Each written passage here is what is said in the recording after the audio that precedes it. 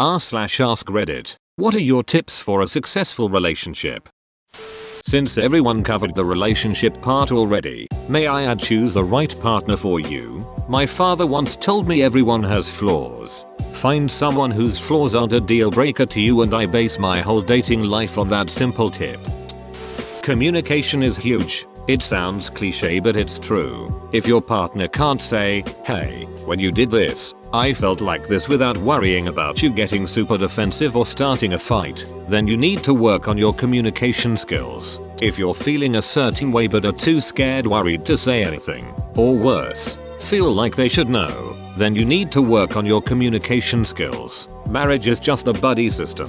Tell your buddy what you need and listen when they tell you what they need. It's like 90% of the relationship. Don't rush into things too fast because of the initial excitement. Yes, thank you. I have 2 friends that rushed into marriage. It's been 2 years in, one couple fights a lot. She hasn't gotten a better job like she promised. He calls her a beach a lot. The other one has 2 kids and the husband says it's her job 24/7 and nothing else. Tell each other when one of you did something wrong so that you can fix it. It doesn't have to be immediate because sometimes you need some time to yourself to cool off and get your head straight, but eventually you should tell your partner what they did wrong or what upset you. Assume positive intent. This may actually be the most important thing here. All of the bad relationships I've observed have not doing this in common, and all of the good relationships I've observed do this. Don't expect them to read your mind. Having a similar work ethic is necessary for a successful relationship. Not talking about your careers or lack thereof, but in all things, chores, communication, fitness, etc. I work really hard and ended up not being able to date someone who didn't. It really bugged them that I spent time elsewhere because I would have something to do. Don't lie, don't cheat, be humble, show love, do things together. These are my well-tested tips to keep things working. And probably the most important, if, or rather when, you encounter trouble, no matter what, speak to each other calmly about how you two as a whole are going to deal with it. When your partner is complaining about something, ask them, do you want to vent or want help with finding a solution? I'm nearly 30 and heard this the other day. Game changer. This is a problem for me sometimes. I'm a huge problem solver, so when my wife vents to me I'm always just wired to try to find the solution when I would be better served by letting her vent sometimes. Have your own separate things that you like to do. Don't text all day or check in too much. Realize when they're in a bad mood it probably has nothing to do with you. Don't keep score. Apologize. Compliment them. Listen fully. Me and my girlfriend both have very different lives, friends, and hobbies outside of each other. If anything, I think that makes things more interesting when you sample some of their hobbies, music or interests. Even if it's not personally my thing, it's nice to try something different now and then. We are both there for each other when we need it though. I learned very quickly watching my parents and grandparents when I was growing up that having separate hobbies and things to do is essential in a successful relationship marriage, and they don't overly rely on each other. They've both been married for 20 and 50 years respectively, so they've done something right in my opinion. Don't duck my best friend LMAO. You'd think this would be obvious but apparently not.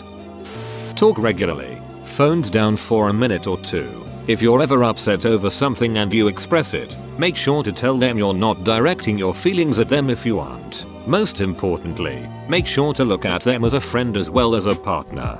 Every Sunday night from 7-8 belongs to me and my husband. It doesn't matter what else is going on. That time is ours. Sometimes we hold a clearing session, a la Jordan Gray, which I recommend. Sometimes he reads to me, sometimes we just chat, sometimes we play a board game. But it is a sacred hour, and in our busy lives, it's meant a lot. Do kind things for your partner outside of holidays or occasions, not because you feel obligated to, but because you genuinely enjoy seeing them happy. Even if they're very little things like having their favorite meal prepped after a hard day or scratching their back as they get comfortable before they fall asleep. Let them have their knee-jerk reaction to a thing, but also let them have their measured response. Be prepared to forgive the knee-jerk if it turns out it wasn't really the message they wanted to give you. Give each other space. Don't seek for another person to complete you or fulfill your needs. Fulfill your own needs and then present yourself as a whole with the objective of what you can offer instead of what you can take. Communicate clearly, set boundaries, and always ask for consent. And that's not just for sex. Yep, my mom and dad always get mad at each other when they do things without telling each other. For example, one time my dad bought a new car for himself without telling my mom, and my mom was furious. This also goes for my mom, when she looks for houses without my dad knowing, and my dad gets really angry at her. Communication and respect for one another.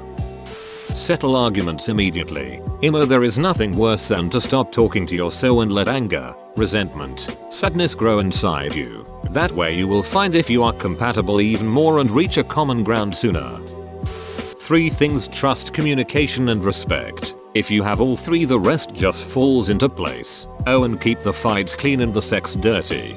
To add on, I also wanna say be appreciative. Even if it's something small, voice your appreciation for your partner, whether it's their personality or something they do for you. We tend to want to do more for others if we feel acknowledged and appreciated.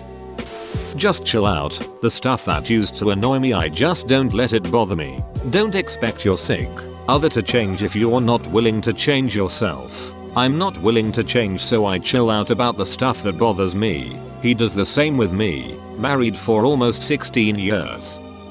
Always be polite. Say thank you and please and would you mind and thank them for what they do. Tell them and show them that you appreciate things they do say. Come to terms and apologize when you're wrong. Stay away from topics that don't directly have to do with the foundation of your relationship that caused problems. This should be both of you. Try to help each other out whenever you can, and if it isn't often that one of you can't help the other as much, try to do other things for them to make them feel like they're not the only ones putting in work. Always be towards your partner.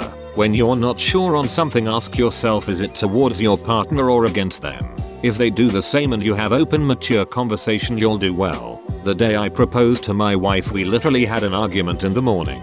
She left for work and I knew she would come home. We would both say sorry and we would grow from it. And it would always be like that because we both wanted to be towards each other.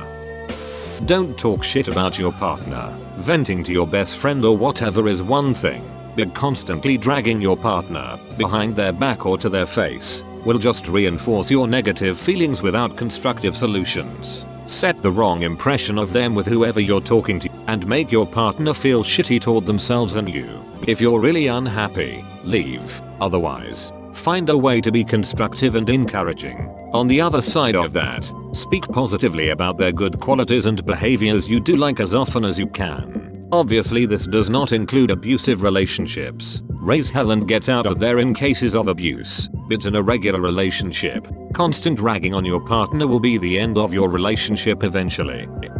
Remember why you're appreciative and in love with them. After years of being together, sometimes it's easy to start taking your significant other for granted. That shouldn't be the case. You should have a sense of security in the relationship, but you shouldn't ever stop showing gratitude. The little things count. To me, love only gets old if you allow for it to.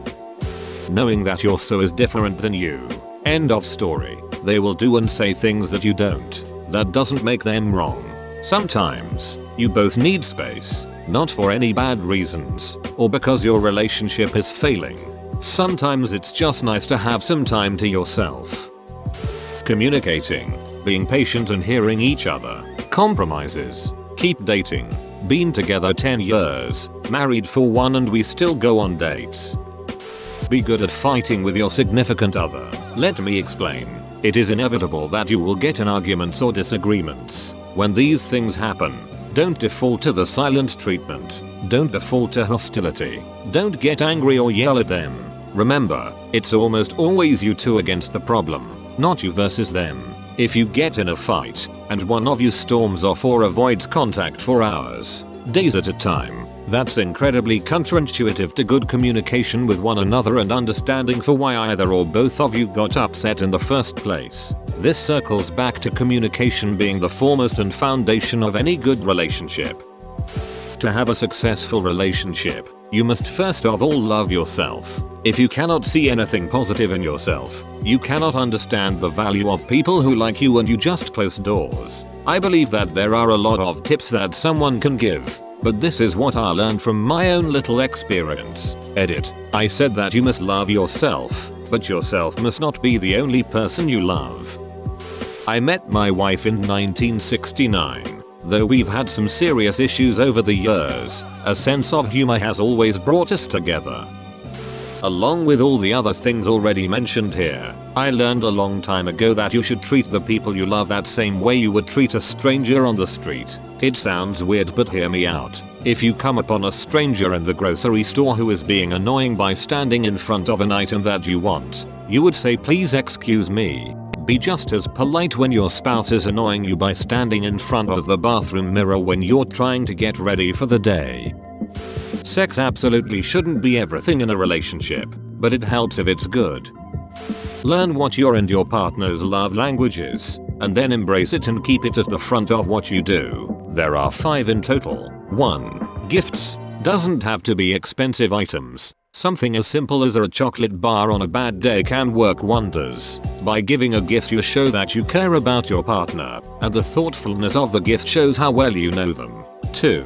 Acts of service. This can be as simple as doing all the washing up that has been piling up, or something more extravagant. The idea is that you take away some emotional labor from your partner, giving one less thing to worry about, or improve their life in some way. 3. Touch. The simple act of a hug can reaffirm a romantic connection.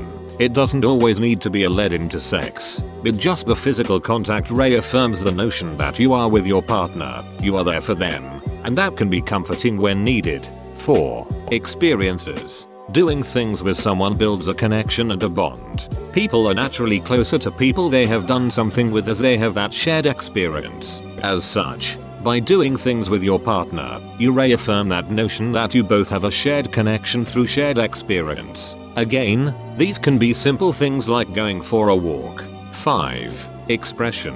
Things that show your love through creative, such as romantic words, poems, drawings, etc. Things that show your partner what you really think about them, and how much you value them as a partner, by demonstrating to them how much they actually mean to you. People can have different values on their love language, both in what they do to show love and what they want to receive love. For instance, you might demonstrate your love by regularly touching your partner affectionately, but you might feel most loved when your partner gives you a romantic gift. As such, you would be most compatible with someone who is receptive to being touched, and also one who likes to buy you presents. But this doesn't mean you can't be with someone with a different love language, so long as you can acknowledge and respect each other's. For instance, you might not enjoy going places and experiencing things, but if that's what your partner needs to feel loved, then you need to be prepared to do these things for your partner's benefit. Just put in the effort best you can, and if you aren't being matched by the other person, that tells you all you need to know. Don't be the type of person that always hints at stuff. Just don't. It's just frustrating. Be open with your partner. Forgive them for not being perfect 100% of the time. None of us are perfect, and when we slip up ourselves we expect to be cut some slack. They deserve that too. Apologize when you're the one in the wrong, and be prepared to recognize when you were. Be consistently kind and polite to each other, especially you have kids around. This one is so important to me. Kids pick up on how adults talk to each other, and that forms how they interact with others. But just as importantly, it's harder to have petty meaningless rows if you are mindful of your manners. This just improves the feel of your home, and if we're happier, we row less. An upward cycle. Always make the effort to do the little things right. Pick up after yourself. Don't forget birthdays and anniversaries. Give hugs freely. See and appreciate loving behavior for what it is. Not always romantic dinners and flowers, but working hard to support the family. Keeping the home clean and welcoming. Going to the store for milk because you already changed into your PJs, even though you said you'd pick it up on your way home. Do the stuff you don't want to do before she mentions it. Dishes, laundry, whatever. My wife loves to brag about the fact that I can fold a fitted sheet neater than anyone she has ever seen in her life. We also don't ever pay for auto or home maintenance. I do it all myself. She divorced me for another man and we remarried a year later. She was quite surprised to find out that not all men are willing to hang dry the bras and maintain the heat pump. Be honest. Trust that they will be honest. Attempt to work through issues. Don't hold a grudge or sulk. Be prepared to compromise and make sacrifices. RESPECT. Don't get together with someone with the mindset that you will change them. And on the other end, don't get together with someone who will only accept you if you sacrifice who you really are. This will always lead to resentment. Don't date multiple people at the same time at the beginning and only stay with me because I'm the only one that didn't ghost you after you ducked them. Celebrate each other's successes and support one another's passions and interests. Approach problems with a team mentality rather than an adversarial one. Understand each other's love languages. Have separate interests. Prioritize each other. Communication is key. I know I'm not the only person to say this, but it really is just so important. I honestly believe that so many of the world's problems could be solved if people would just communicate well with one another. Honesty, trust, vulnerability, understanding, all of these round back to good communication.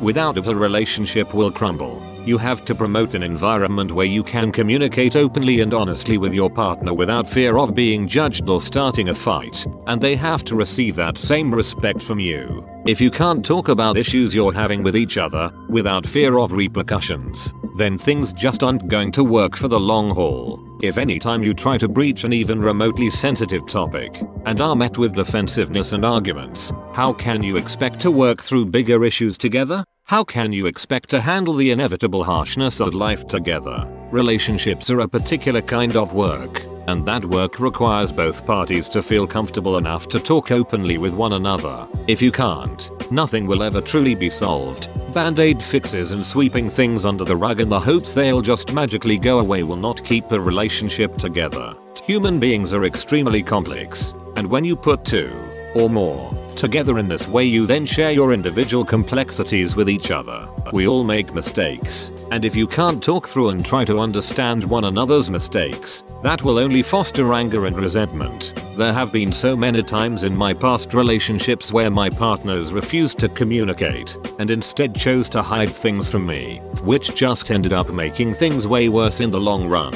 Because if they would have just came to me when the problem actually arose and been honest, we 100% could have talked it out and worked through it. But instead they decided to be closed off and lie, only for me to find out at a later point from an outside source. They could just never seem to understand that I will be way more hurt, angry, upset hearing the truth later from someone else, as opposed to hearing it openly from their own mouth and dealing with it right when it actually happened.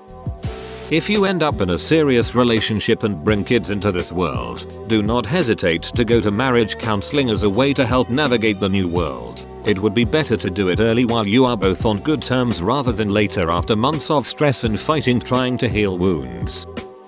Now, I've never been in a relationship, but I am basing this tip on many of my friends and peers around me. My big piece of advice is to not rush into a relationship. It's amazing how quickly people will get into relationships only to break up after a couple months at most. I also know so people who wish to be in a relationship, and as desirable as being in one would be, never be in a relationship for the sake of being in a relationship. As a man, for me, being open to my own vulnerability and areas I need to work on, followed by communication, then keeping up with my own hobbies and interests. Keep complaining about your partner to the absolute minimum unless there is abuse or something more serious involved. Day-to-day annoyances are part of every relationship and don't exist to serve as entertainment for others. Do not nitpick. Be sure to give praise and affection freely and treat them like a friend, not a project. If they enjoy something, give them the space and freedom to do so and occupy your own time with what you enjoy. If you come from a toxic family, recognize and work on your own issues through books, online articles, or even counseling. This took me decades to learn, but the payoff has been incredible. Communication, honesty, and love. Those are the big three I've learned so far. Communication should be done almost obsessively. I want my partner to tell me everything, and have them know that they can come to me for literally anything, no matter how big or small. Communication is needed to sort out any problems or issues, no matter how small they might be. Speak your mind. Don't be afraid of what the other might say or feel. Never lie to your partner. Never hide something from them. Of course, I don't mean like a surprise party, gift, trip or something. Anything that might hurt them.